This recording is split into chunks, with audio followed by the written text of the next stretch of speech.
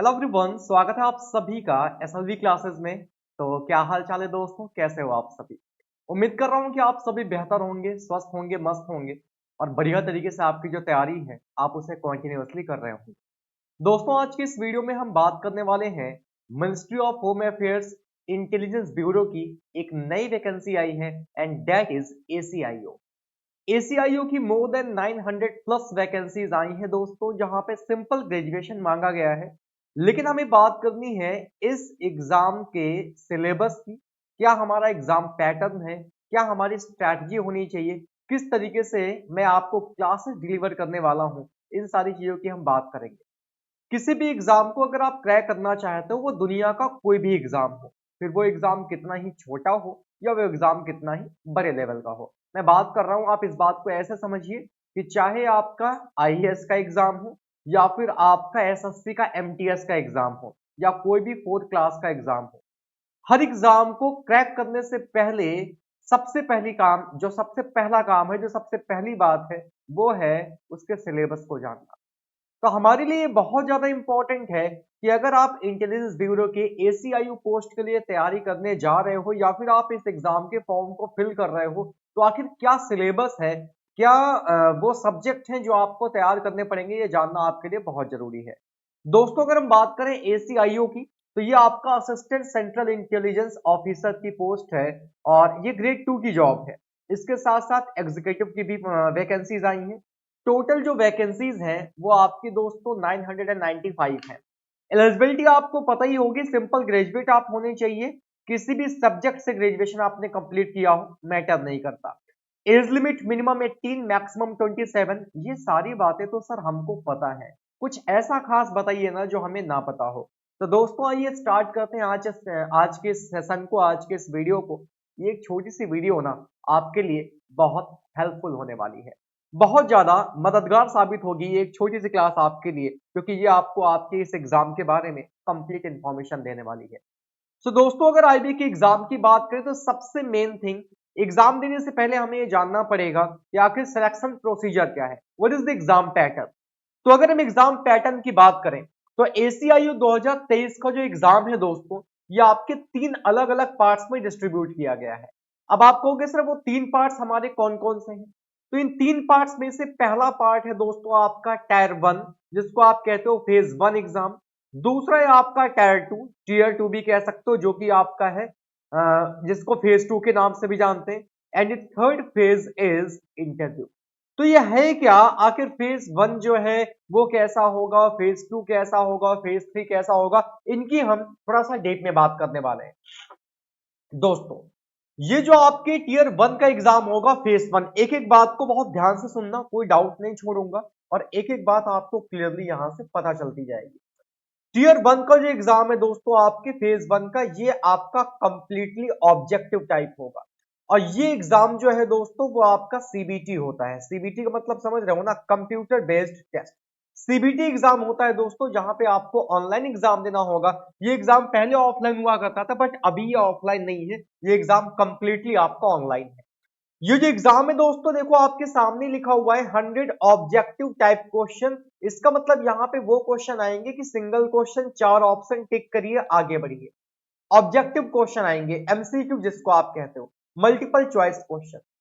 ये जो फेज 1 है दोस्तों, ये आपका टीयर 1 जो है, इसमें फिर से मैं अपनी बात को रिपीट कर रहा हूं, 100 ऑब्जेक्टिव टाइप के क्वेश्चंस आएंगे, सीबीटी एग्जाम होगा, कंप्यूटर बेस्ड ये टेस्ट आपका होने वाला है। अभी आपको ये मन में आपकी क्यूरियोसिटी आ रही होगी, सर 100 क्वेश्चंस में से किस सब्जेक्ट के कितने क्वेश्चन रहने वाले हैं, बट उसकी भी हम आगे बात करेंगे, अभी ध्यान से मेरी बात को समझिएगा। टीयर 2 का जो एग्जाम है दोस्तों फेज 2, ये आपका ऑब्जेक्टिव नहीं होगा, ये आपका डिस्क्रिप्टिव होता है। सर डिस्क्रिप्टिव में क्या होता है, तो दोस्तों यहाँ पे एसे राइटिंग होती है। ये जो एग्जाम है ये आपका एसे राइटिंग वाला सेक्शन है, एसे राइट करना होता है आपको यहाँ पे। तो आपको जो फेज 1 का एग्जाम है वो तो ऑब्जेक्टिव होगा, बट फेज 2 का जो एग्जाम है ये डिस्क्रिप्टिव होगा और यहाँ पे आपको राइटिंग करनी पड़ेगी। यहाँ पे आपको लिखना पड़ेगा। यहाँ पे ऐसा वो सिस्टम बिल्कुल नहीं होगा कि आपको क्वेश्चन मिल गया, 4 ऑप्शन मिल गए, टिक करिए और आप आगे बढ़ जाइए। ऐसा यहाँ पे बिल्कुल नहीं होने वाला। ये आपका कंप्लीटली डिस्क्रिप्टिव टाइप का पेपर है, जहां पे आपको प्रॉपरली मैटर को लिखना पड़ेगा। और जब आप टीयर 1 और टीयर 2 को क्वालिफाई करके आगे बढ़ेंगे, तो तीसरा और फाइनल स्टेज जो है वो आपका है इंटरव्यू राउंड। और इंटरव्यू राउंड ही आपका फेज 3 के नाम से भी जाना जाता है। कई सारे लोग ऐसे होंगे जिनको फेज 3 यानी कि इंटरव्यू राउंड के बारे में एक एडिशनल जानकारी नहीं पता होगी। वो एडिशनल जानकारी क्या है वो अभी मैं आपको आगे वाली स्लाइड पे बताऊंगा। बने रहिएगा मेरे साथ। क्या लिखा हुआ है दोस्तों नीचे आप देख सकते हो। नीचे साफ साफ मैंने यहाँ पे मेंशन कर दिया है कि आईबी के ACIO के टीयर 1 का जो एग्जाम है ये आपका ऑब्जेक्टिव टाइप होगा। जो भी ऐसे कैंडिडेट हैं जो टीयर 1 का एग्जाम क्वालिफाई करेंगे और अपियर करेंगे टीयर 2 में, तो जब आप टीयर 2 का एग्जाम देने जाओगे तो वो डिस्क्रिप्टिव होगा। और दोस्तों टीयर 2 को एग्जाम को आपको पास करना ही पड़ेगा। जब आप इसको पास कर लोगे तो यहां पे ये भी लिखा हुआ है candidates are required to score at least 3% marks as per the rule. As per the rule का मतलब है नियम के अनुसार जो टीयर 2 का एग्जाम है डिस्क्रिप्टिव वाला, मिनिमम जो क्वालिफाइंग मार्क्स है वो 33%। उसके ऊपर वो कितनी कट ऑफ बनाते हैं वो मैटर नहीं करता, लेकिन आपको मिनिमम 33% नंबर लाने पड़ेंगे दोस्तों। इसके बाद अगर हम बात करेंगे तो यहां पे इन्होंने बता रखा है based on tier 1 and tier 2 exam performance. Tier 1 और टीयर 2 में आपकी जैसी परफॉर्मेंस रहेगी उस परफॉर्मेंस के बेसिस पे जो कैंडिडेट्स हैं उनको इंटरव्यू के लिए बुलाया जाएगा फाइनल राउंड ऑफ सिलेक्शन के। तो दोस्तों ये तो मैंने आपको बता दिया कि आपका जो आईबी का ACIO की ये जो वैकेंसी आई है इसका एग्जाम पैटर्न क्या है, क्योंकि एग्जाम पैटर्न हमारे लिए जानना बहुत जरूरी है। अब मुझे पता है आपके मन में कई सारे सवाल आ रहे होंगे, सर कितने घंटे का एग्जाम होगा, कौन कौन से सब्जेक्ट आएंगे, डिस्क्रिप्टिव में कितना टाइम मिलेगा। तो इन सारे जवाबों का, इन सारे सवालों का जो जवाब है वो आपकी अगली स्लाइड में है। जैसे हम यहां से अगली स्लाइड पे मूव करेंगे, अब यहाँ पे आप ध्यान दीजिएगा, यहाँ पे सारी चीजें मैंने 1 बाय 1 लिख दी हैं, आपको कोई दिक्कत नहीं होने दूंगा। सब कुछ केवल मुंह से बोलना ही नहीं है, आपके सामने पूरा कंटेंट बना के लेके आया हूं कि आपको कोई भी चीज विजिबिलिटी में कहीं प्रॉब्लम ना हो। तो दोस्तों जो आपका टीयर 1 का एग्जाम है, जो ऑब्जेक्टिव होना है, जो मल्टीपल चॉइस क्वेश्चन वाला एग्जाम है, इस एग्जाम में दोस्तों टोटल आपके 100 क्वेश्चन आएंगे। इन 100 क्वेश्चंस को दोस्तों 5 अलग अलग सेक्शन में डिस्ट्रीब्यूट किया गया है, जिसमें से पहला सेक्शन है आपके करंट अफेयर्स का मोस्ट मोस्ट मोस्ट इंपॉर्टेंट। तो वीर सर की जो क्लास है ना, एक भी क्लास मिस ना होने पाए अगर आप इस क्लास को मतलब इस एग्जाम को टारगेट कर रहे हो, क्योंकि 1 2 3 4 नंबर की बात नहीं है, पूरे पूरे 20 नंबर का करंट अफेयर्स आपका आना है, 20 नंबर का। और ये तो आपको पता ही है कि अगर मैं वीर सर की बात करूं तो वो कितना बेहतर कंटेंट आपको डिलीवर कर रहे हैं, ये आप सब जानते हो। तो वो क्लास तो मिस होनी ही नहीं चाहिए आज से। दूसरा जो यहाँ पे सेक्शन है दोस्तों वो आपके जनरल स्टडीज का है, जनरल स्टडीज GS, जिसमें आपके 7 सब्जेक्ट यहाँ पे आने हैं। कौन कौन से? History, geography, polity, economics, physics, chemistry, biology. ये पूरा आपके जीएस के जितने सब्जेक्ट हैं वो सारे के सारे सब्जेक्ट मिला के 20 नंबर ऑफ क्वेश्चंस आपके पूछे जाने हैं जीएस से। देन दोस्तों बात आती है क्वांटिटेटिव एप्टीट्यूड की, न्यूमेरिकल एबिलिटी या न्यूमेरिकल एप्टीट्यूड कह सकते हो। टोटल 20 नंबर ऑफ क्वेश्चंस आपको यहां से भी देखने को मिलेंगे। इंपॉर्टेंट सेक्शन है, इंपॉर्टेंट है। अब की बार आप क्वांट को स्किप नहीं कर सकते कि हम क्वांट को स्किप कर देंगे और रिमेनिंग 80 नंबर से अपना काम चलाएंगे, पॉसिबल ही नहीं है। इस 20 के साथ साथ ये रीजनिंग एंड लॉजिकल एप्टीट्यूड ये भी आपके लिए इंपॉर्टेंट है। क्यों? क्योंकि दोस्तों यहां से भी आपके 20 नंबर ऑफ क्वेश्चंस पूछे जा रहे हैं। और ये जो इंग्लिश लैंग्वेज है ये भी आपके लिए इंपॉर्टेंट है, क्योंकि यहां से भी 20 क्वेश्चंस पूछे जा रहे हैं। तो कुल मिला के बात का कंक्लूजन पता है क्या निकलता है? कंक्लूजन ये निकलता है मेरे दोस्त कि कोई भी ऐसा सिंगल सेक्शन नहीं है जो इंपॉर्टेंट ना हो, क्योंकि सबका वेटेज बराबर बराबर। करंट अफेयर्स भी 20 नंबर की, जीएस भी 20 नंबर की, मैथ भी 20 नंबर की, रीजनिंग भी 20 नंबर की, इंग्लिश भी 20 नंबर की। और एक क्वेश्चन 1 नंबर का होगा मेरे दोस्तों, 20 नंबर ऑफ क्वेश्चंस 20 मार्क्स। आप देख सकते हो 100 क्वेश्चन होंगे तो 100 नंबर का पेपर होगा, कंपोजिट टाइम होगा 1 घंटे का, 1 आवर का कंपोजिट टाइम होगा, 1 घंटा आपको मिलेगा इन सारे 100 क्वेश्चंस को सॉल्व करने के लिए। या आपके मैं टीयर 1 के पैटर्न के बारे में बता रहा हूं। सर कोई निगेटिव मार्किंग है? Yes, there is negative marking. अगर मैं निगेटिव मार्किंग की बात करूंगा तो इस एग्जाम में जो निगेटिव मार्किंग है मेरे दोस्तों वो 1/4 की है, 1/4 की निगेटिव मार्किंग ये भी रखी गई है। तो टीयर 1 की बेसिकली क्या इंफॉर्मेशन है? 5 सब्जेक्ट होने वाले हैं, current affairs, GS, math, reasoning और इंग्लिश। हर एक सब्जेक्ट के 20-20 क्वेश्चन होंगे, एक क्वेश्चन 1 नंबर का, 100 क्वेश्चन 100 नंबर के आपके ये पेपर होगा और 1 घंटे का आपको टाइम मिलने वाला है। जब आप टीयर 1 का एग्जाम दे लोगे तो यहां से कट ऑफ बनेगी और कट ऑफ अगर आप क्लियर करते हो then you will qualified for the tier 2 exam. आप क्वालिफाई कर लेंगे टीयर 2 के लिए, और जब आप टीयर 2 के लिए क्वालिफाई कर जाएंगे तो टीयर 2 में पहुंचने पे दोस्तों 30 नंबर का आपका एसे का टेस्ट होगा, जहां पे आपको टॉपिक दिया जाएगा, उस टॉपिक पे आपको ए से लिखना होगा, उस टॉपिक पे आपको ए से लिखना होगा। ये ए से जो है वो मैक्सिमम मार्क्स का रखा गया है 30 नंबर का। और इसके साथ साथ दोस्तों आपका इंग्लिश कॉम्प्रहेंशन का भी टेस्ट होगा। एंड प्रिसाइज राइटिंग का मतलब पता है क्या होता है? प्रिसाइज का मतलब होता है ठीक तरीके से, एक क्रम में, यानी कि बढ़िया तरीके से आपकी कॉम्प्रहेंशन की क्या होगी, टेस्ट होगा और उसकी राइटिंग भी होगी। कुल मिला के पूरा पूरा पेपर जो है वो आपका डिस्क्रिप्टिव है। या आपके जो इंग्लिश वाले सर हैं वो आपको बहुत बेहतर तरीके से बता पाएंगे। वैसे मुझे भी पता है, मैं बता ही देता हूँ। यहाँ पे आपको एक टॉपिक दिया जाता है, उस टॉपिक के बारे में आपको ए से लिखना होता है।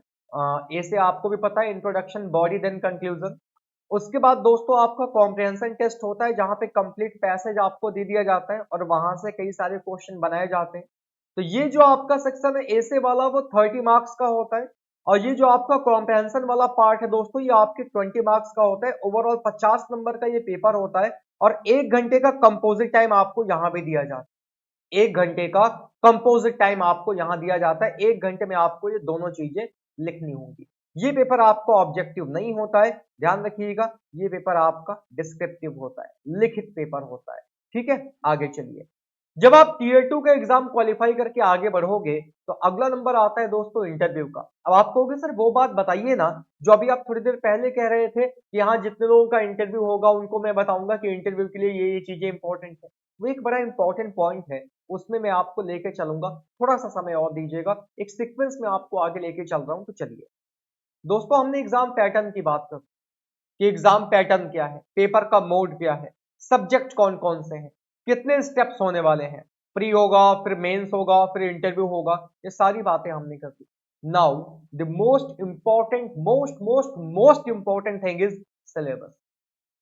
क्योंकि जब तक हमें यही नहीं पता होगा कि आखिर हमें पढ़ना क्या है, तब तक आप तैयारी कैसे करोगे?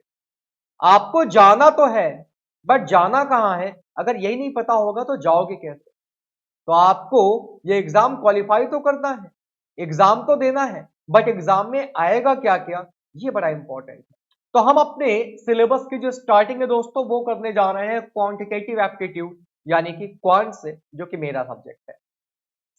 मेरे प्यारे दोस्तों, अगर हम क्वांट की बात करें तो क्वांट में आप एक तरीके से कह सकते हो कि मैक्सिमम चीजें यहां पे पूछी जाती है। मैक्सिमम का मतलब ये नहीं है कि फिर आप पूरा एसएससी सीजीएल का सिलेबस उठा के ले आओगे, ऐसा भी नहीं है कि कंप्लीट सिलेबस है। कंप्लीट तो नहीं है, बट हमारे क्वांट की जो इंपॉर्टेंट चीजें हैं वो यहाँ पे डेफिनेटली पूछी जाएगी।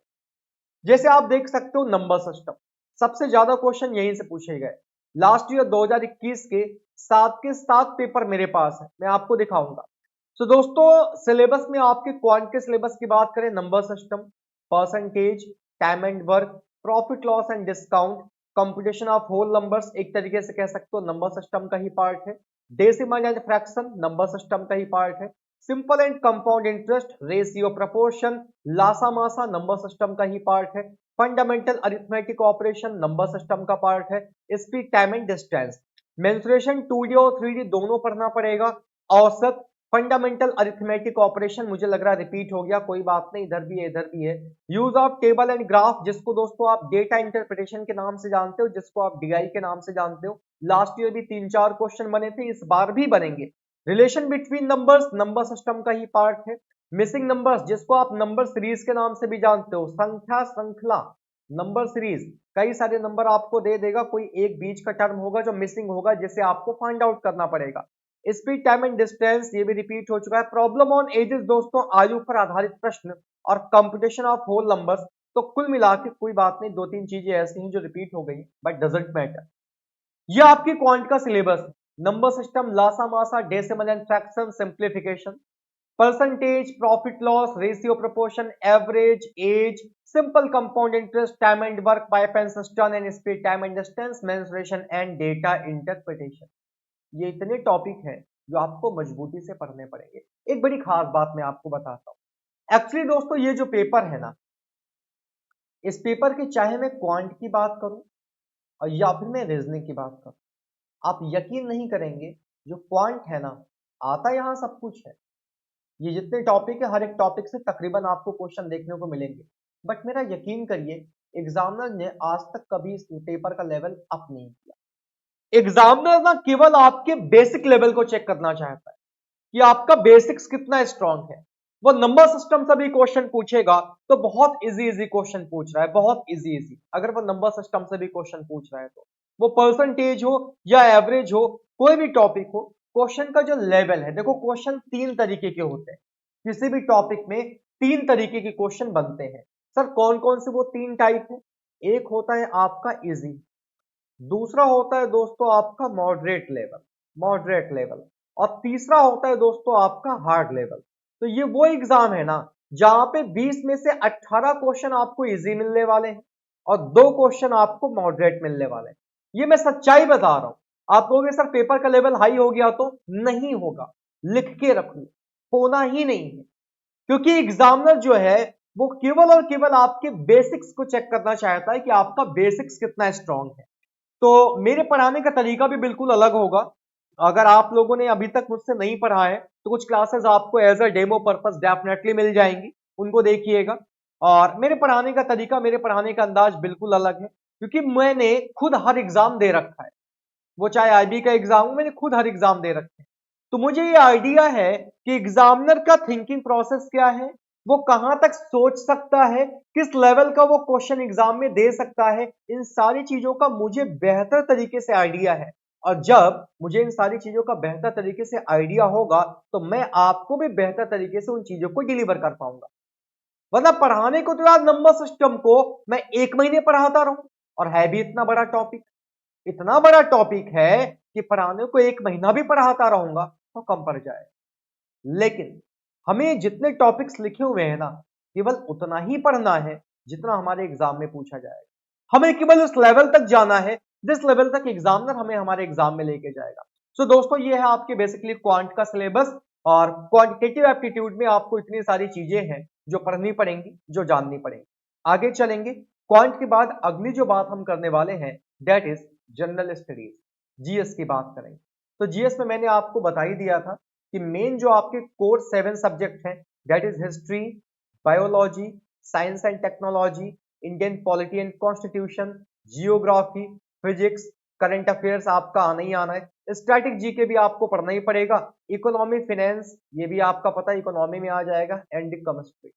ये सारे आपके जीएस के सब्जेक्ट हैं, और आपको भी पता है कुछ भी छूटा नहीं है, कंप्लीट जीएस है दोस्तों, कंप्लीट जीएस। अच्छा एक चीज और जान लो, जैसे कई सारे लोगों का ये क्वेश्चन होता है कि सर एक बात ये बताइए, हिस्ट्री से कितने क्वेश्चन आएंगे, बायो से कितने आएंगे, geography, polity, economics, static GK, sir कहां से कितने क्वेश्चन आएंगे? तो मैं आपको एक बात बड़ी क्लियरली बता दूं, अगर कोई ऑनलाइन आके आपसे वाईटीपीए कहता है कि बेटा हमारे हिस्ट्री से बहुत ज्यादा क्वेश्चन आएंगे, बायो से कम आएंगे, या कोई ये आके कहता है कि नहीं भैया जियोग्राफी ज्यादा पढ़ो, जियोग्राफी से ज्यादा आएंगे, केमिस्ट्री से कम आएंगे, तो सच बात तो ये है कि कंबाइंड आपको 20 क्वेश्चन मिलने वाले हैं केवल जीएस के। अब उन 20 में से कौन से सब्जेक्ट से कितने क्वेश्चन आ जाए, सच बात तो यह है कि एग्जामिनर को छोड़ के बाकी किसी को इस बात का कोई आइडिया ही नहीं है। इकलौता केवल एग्जामिनर वो बंदा है जिसको वो बात पता है, वो अच्छे से जानता है कि मैं कहां से क्या दे रहा हूं। बाकी इसका प्रेडिक्शन कोई नहीं लगा सकता कि हिस्ट्री से 4 आ जाएंगे, बायोलॉजी से एक भी नहीं आएंगे, या बायोलॉजी से 4 आ जाएगा, हिस्ट्री से एक भी नहीं आएगा। तो किस सब्जेक्ट के कितने क्वेश्चन आएंगे इसका हम पहले से कोई प्रेडिक्शन नहीं लगा सकते। ये आपका हो गया जीएस। अब दोस्तों जब हम रीजनिंग की बात करेंगे तो रीजनिंग आपको भी पता है कि रीजनिंग में मोर देन 70% टॉपिक ऐसे होते हैं जो आप खुद से कर लेते हो और यकीनन कर लेते हो। एक कॉम्पिटिटिव एग्जाम्स की तैयारी करने वाला बंदा जब रीजनिंग की किताब उठाता है तो वो ये पाता है कि 60 से 70% चीजें जो है वो खुद के थिंकिंग प्रोसेस, खुद के थिंकिंग लेवल का इस्तेमाल करके सॉल्व कर पा रहा है। रीजनिंग की अगर बात करेंगे दोस्तों तो यहाँ पे आपको अल्फा न्यूमेरिक सीरीज पढ़नी पड़ेगी। अल्फा न्यूमेरिक सीरीज दोस्तों वो होती है जो अल्फाबेटिकल सीरीज आती है, ABCD पर based, ABCD and so on up to Z तक बेस्ड जो क्वेश्चन बनते हैं अल्फाबेटिकल सीरीज के। आर्टिफिशियल लैंग्वेज आपको पढ़नी पड़ेगी, कैलेंडर, क्लॉक, घड़ी, डेटा सफिशियंसी, डायरेक्शन, दिशाएं, ऑड वन आउट, इनमें से भिन्न कौन सा है, order ranking, statement conclusion, reasoning analogy, blood relation, cause and effect, coding decoding, decision making, input output, puzzle and statement and assumptions. ये वो सारे टॉपिक है रीजनिंग के जो आपको पढ़ने पड़ेंगे और दोस्तों ये सारे के सारे इंपॉर्टेंट। यहाँ पे एक चीज मैं देखो लिखना भूल गया हूं जो मैं अपने इन से ऐड करना चाहता हूं and that is non verbal reasoning. आप कहोगे सर ये नॉन वर्बल रीजनिंग क्या होती है? एक्चुअली मैं जिस नॉन वर्बल रीजनिंग की बात कर रहा हूं यहाँ पे मैं इस चीज को मेंशन कर देता हूं। नॉन वर्बल रीजनिंग दोस्तों वो होती है जहां पे वर्बल कोई काम नहीं होता, जहां पे सारा काम फिगर्स में होता है। जो फिगर वाले क्वेश्चन आते हैं ना वो आपके नॉन वर्बल में ही आते हैं, like mirror image, water image, paper cutting, paper folding, ये सारे आपके नॉन वर्बल के ही पार्ट है, वो भी आपको पढ़ना पड़ेगा। तो ये तो था आपके रीजनिंग का सिलेबस। अगली बात जो है दोस्तों वो है आपके इंग्लिश की। अब इंग्लिश आपकी अगर थोड़ा बहुत सही चल रही है या फिर आपका बेसिक्स क्लियर है, like part of speech, noun, pronoun, verb, adverb, adjective, conjunction, preposition, interjection, या फिर आपको अगर टेंस आते हैं, डायरेक्ट इनडायरेक्ट आता है, एक्टिव पैसिव आता है, तो फिर आपको ज्यादा दिक्कत नहीं होने वाली, क्योंकि दोस्तों आपके इंग्लिश के सिलेबस में ये सारी चीजें रखी गई। स्पेलिंग करेक्शन, वोकैब का सेक्शन अगर आपका अच्छा होगा तो स्पेलिंग को करेक्ट कर पाओगे। वोकैबुलरी अगर आपको तैयार होगी तो मैं अगर आपको कोई एक स्पेलिंग दे दूंगा, जब आपको वोकैब आती होगी तभी आपको पता चल पाएगा कि वो मैंने सही स्पेलिंग बताई है आपको या गलत बताई है। सेंटेंस इंप्रूवमेंट, कोई सेंटेंस मैंने गलत लिख दिया, सही आपको करना है। एडजेक्टिव, इडियम, फ्रेजेस हो गए, वर्ब हो गई, फिलर्स हो गए, fill in the blank, antonym, synonym, vocab का ही पार्ट है, grammar, spot the error, clause, passage, detecting misspelled, और वर्बल कॉम्प्रहेंशन पैसेज भी आता है, वन वर्ड सब्स्टिट्यूशन। ये आपके दोस्तों प्रॉपर इंग्लिश का सिलेबस है। और इंग्लिश के सिलेबस में मैंने आपसे क्या कहा कि अगर आपने 10th या 12th लेवल पे इंग्लिश बढ़िया तरीके से पढ़ी है तो आपको यहाँ पे ज्यादा समस्या नहीं होने वाली। दोस्तों जब मैं इंटरव्यू की बात कर रहा था और मैं आपसे बार बार एक ही बात कह रहा था कि इंटरव्यू के बारे में मैं आपको एक खास बात बताऊंगा, वो खास बात यह है कि पहले तो नॉर्मल बात क्या है, नॉर्मल बात यह है कि आपका जो इंटरव्यू है वो होता है 100 नंबर का। 100 नंबर का दोस्तों आपका इंटरव्यू होता है और यहीं पे इंटरव्यू में एक आपका एक स्टेप और अटैच्ड है, that is the important step, जो कि आप में से काफी लोगों को नहीं पता होगा। वो इंपॉर्टेंट स्टेप ये है, अगर आप नीचे फोकस करो तो यहाँ पे साफ साफ लिखा हुआ है, candidates appearing in the interview may be subject to the psychometric aptitude test which will be a part of the interview। जो भी कैंडिडेट इंटरव्यू के लिए जाने वाले हैं, इंटरव्यू के लिए जाने वाले कैंडिडेट्स का एक साइकोमेट्रिक टेस्ट भी होगा और ये साइकोमेट्रिक टेस्ट जो है वो आपके इंटरव्यू का ही पार्ट है, ये बात भी इन्होंने हमें बता रखी है।